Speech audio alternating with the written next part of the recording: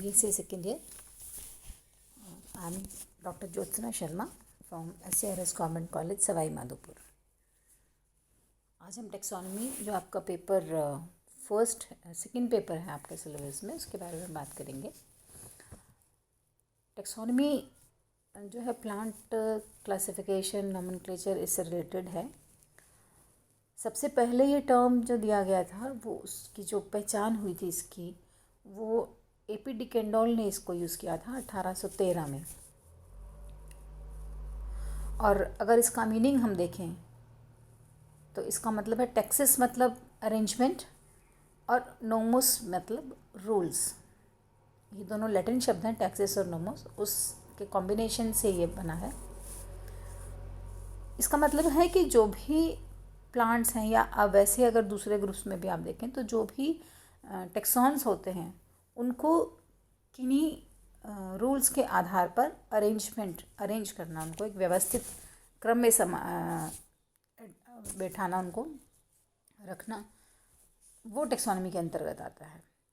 और ये टर्मिनोलॉजी उन्होंने अपनी किताब में यूज़ करी थी, थ्योरी एलिमेंटर डी ला बोटानिक में. So taxonomy literally means arrangement of taxons according to certain rules. किन्हीं निश्चित नियमों के आधार पर जब हम पौधों को अरेंज करते हैं, टेक्सॉन्स को अरेंज करते हैं, तो वो टेक्सोनॉमी कहलाता है. फिर लॉरेंस ने काफ़ी सालों बाद में इसके लिए एक डेफिनेशन दिया. Taxonomy is the science of identifying, naming and classifying the plants. ठीक है, पहचान करना पौधों की, उनका नामकरण करना और उनको क्लासिफाई करना समूह के अंदर, वो टेक्सोनॉमी कहलाता है. उसके बाद डेविस एंड हेवुड ने फिर इसको डिफाइन किया. Taxonomy is the science dealing with studying of classification including it's basis, principles, rules and procedures. मतलब टेक्सोनॉमी जो है वो ऐसा साइंस है जो कि किससे डील करता है, पौधों के क्लासिफिकेशन से, वर्गीकरण से. ठीक है, और वर्गीकरण में क्या वो करते हैं, उसका आधार क्या है, किस आधार पर आप उसको वर्गीकृत कर रहे हैं, कौन से नियम आप इसमें देखते हैं, कौन से रूल्स फॉलो करते हैं और इसका तरीका क्या है. तो इस सब के बारे में जो भी स्टडी करी जाती है, जो भी पढ़ाई की जाती है, वो टेक्सोनॉमी कहलाती है. अभी मॉडर्न जो डेफिनेशन है उसको हम थोड़ा सा ब्रॉड कर देते हैं इसके अंदर. तो स्टेस ने जो डिफाइन किया इसको, उसमें बोला it is the study and description of variations in organisms, investigation of causes and consequences of the variations and manipulation of the data obtained to produce a system of classification. माने जो जीव हैं, यहाँ पर हम बात करें, अगर हम प्लांट टेक्सोनॉमी करें तो जो पौधे हैं उनमें जो परिवर्तन आते हैं, विभिन्न प्रकार की विभिन्नताएं हमको देखने को मिलती हैं, उनके बारे में डिस्क्राइब करना. मतलब जैसे एक कोई टेक्सोन है तो उसमें कितने प्रकार के वेरिएशंस हो सकते हैं. फ्लावर कलर में हो सकते हैं, लीव्स में हो सकते हैं, प्लांट के स्ट्रक्चर में हो सकते हैं, वो सब के बारे में अध्ययन करना. उनके कारणों की भी पहचान करना कि ये जो परिवर्तन आए हैं वो क्यों आए हैं और उन कारणों से उसमें क्या रिज़ल्ट हमको मिल रहा है, उसका अंतिम उसका वो क्या होगा, परिणति क्या होगी, कॉन्सिक्वेंसेस क्या होंगे इसके. और इन सब डेटा को जो हमने देखा है उन सब को आधार बना करके, उसको सबको देख करके उसके आधार पर एक वर्गीकरण पद्धति का विकास करना. तो एक प्रकार से मोटे तौर पर अगर हम इसको देखें तो एक प्रकार से phylogenetic system, modern phylogenetic system के बारे में बताने की बात कर रहे हैं. पहले के समय में जो रिलेशंस बताए जाते थे वो एफिनिटी के आधार पर बताए जाते थे. तो जो कोई भी दो समूह है उनकी जो आकारिकी में क्या समानताएं हैं उसके आधार पर हम किसी भी समूह का, दो समूहों का रिलेशनशिप किस प्रकार से वो रिलेटेड है उसको निर्धारित करते थे. डार्विन ने जब अपना थ्योरी दिया तो उसके साथ में ही एक कॉन्सेप्ट आने लगा फाइलोजेनेटिक रिलेशनशिप का, जातिवृत्तीय जो रिलेशन होता है उसके बारे में बात करने का, कि इवोल्यूशन में किस प्रकार से पौधे या डिफरेंट जीव जो हैं वो किस प्रकार से आए हैं, कहाँ से आए, क्या उनके एंसेस्टर्स थे, उनसे किस प्रकार से धीरे धीरे वो किन किन समूहों में डिस्ट्रीब्यूट हुए या किन किन समूहों के रूप में हमको आज के रूप में दिखाई देते हैं। वर्तमान में आजकल कंप्यूटर्स इसके अंदर यूज़ होने लगे हैं, बहुत सारे सॉफ्टवेयर्स बनाए गए हैं स्टैटिस्टिकल एनालिसिस के लिए, इन सब के लिए।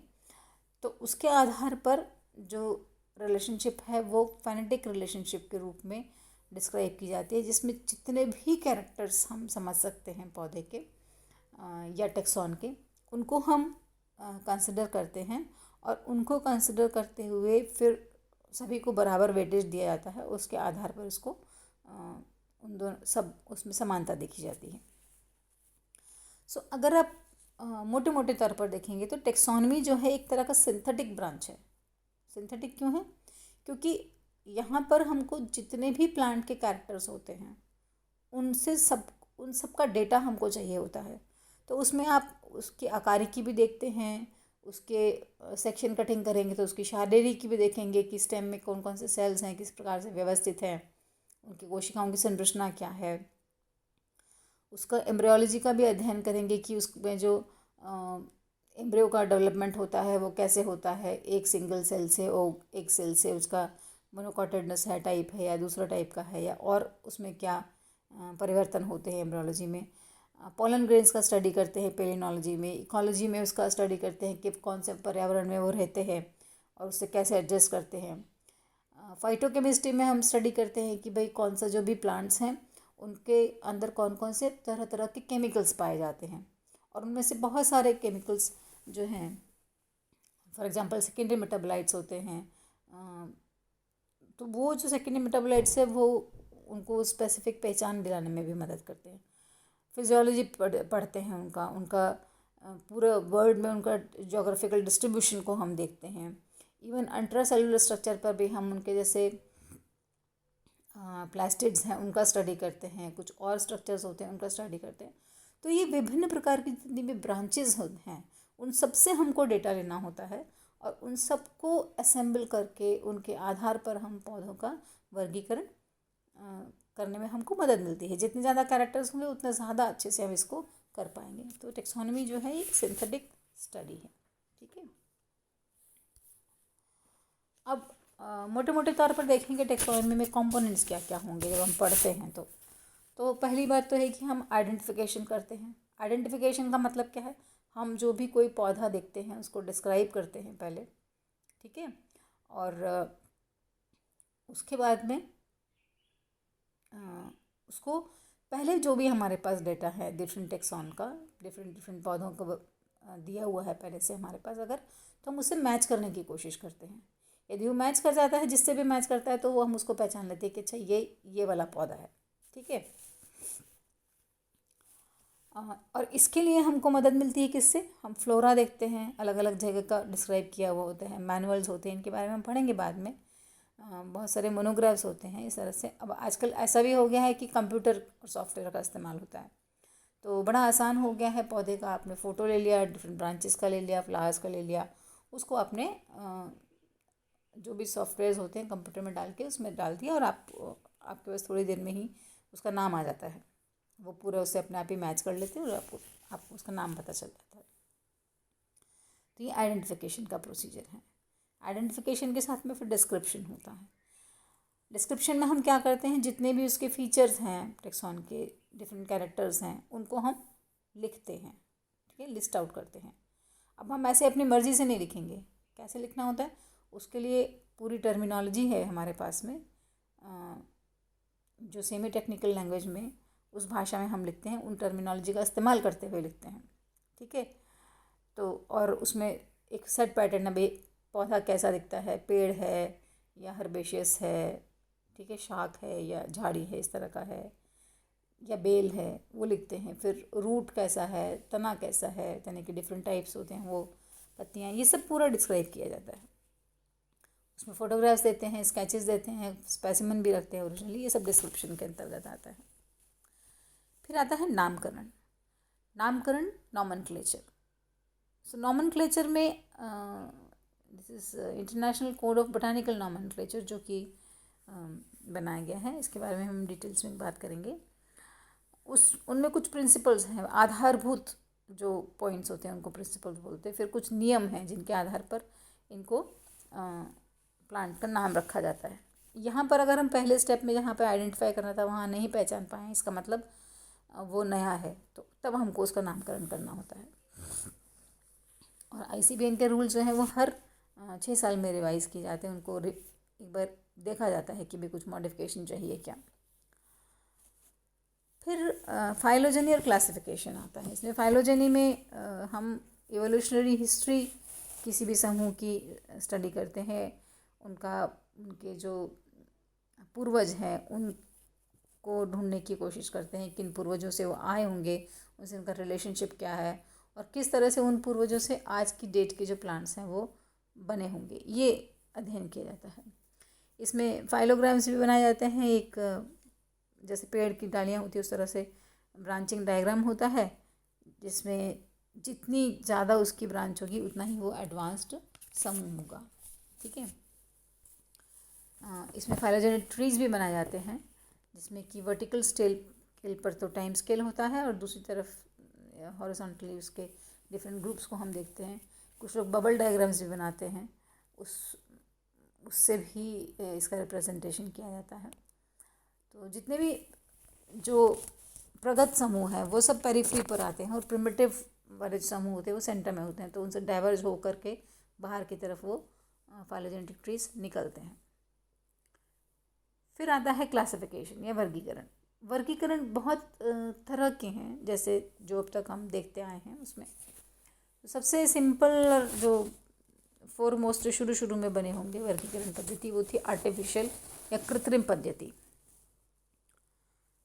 कृत्रिम इसलिए क्योंकि इन्होंने जब उस समय पे जो भी डिस्क्राइब किया उन्होंने ज़्यादा कुछ कंसिडर नहीं किया, 1 या 2 लक्षण उन्होंने लिए और उसी आधार पर उन पौधों को वर्गीकृत कर दिया। जैसे पुंकेसर ले लिया, पुंकेसर की संख्या या एक कैरेक्टर ले लिया, मुक्त हैं या जुड़े हुए हैं, बस इतना से ही के आधार पर उन्होंने सभी पौधों को वर्गीकृत कर दिया। तो ये बिल्कुल आर्टिफिशियल हो गया, क्योंकि इसमें बहुत रिलेटेड भी अलग अलग हो जाते हैं। और तो सबसे पहले जैसे लेना इसने दिया था based on number of stamens, पुंकेसर की संख्या के आधार पर। 1 एंटर है तो सब प्लांट्स को उसमें डाल दिया, 2 है तो इसमें डाल दिया, 5 है तो उसमें उनको डाल दिया, इस तरह से। फिर आता है नेचुरल क्लासिफिकेशन। नेचुरल क्लासिफिकेशन में मोटे मोटे तौर पर आकारिकी लक्षण को कंसिडर किया और उसके आधार पर, उनकी समानता के आधार पर उनको समूहों में बांटा। इसको जो शुरू किया था एडमसन ने किया था, और एडमसन के आधार पर उसको बहुत एक्सटेंसिवली इलेबोरेट करके बेंथम एंड हुकर ने वर्गीकरण दिया था। और ये अधिकांश फ्लोरा में अधिकांशतः बेंथम एंड हुकर की पद्धति को ही हम फॉलो करते हैं जब हम फ्लोरा वगैरह को स्टोर करते हैं, प्लांट्स को क्लासीफाई करते हैं, क्योंकि ये कंपैरेटिवली थोड़ा आसान है आकारिकी को अध्ययन करना। बाकी में आपको पूरे डिटेल्स में स्टडी करना पड़ेगा। फेनेटिक वर्गीकरण जैसे मैंने आपको पहले बताया था, जितने लक्षण हम कंसिडर कर सकते हैं सभी को हम करते हैं और उन सभी को बराबर वेटेज दिया जाता है वर्गीकरण के लिए। स्नीथ और सोखाल ने दिया था इसको, लेकिन ये बहुत ज़्यादा पॉपुलर नहीं हो पाए, कुछ टेक्निकल दिक्कतें इसमें थी।